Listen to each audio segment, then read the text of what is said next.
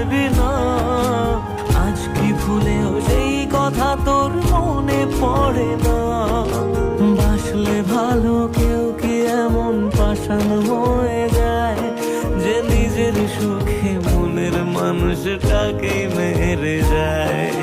হায় রে বোকা মন আমার, শুনলি না বারণ, আবার প্রেমে মজলি রে তুই কেন?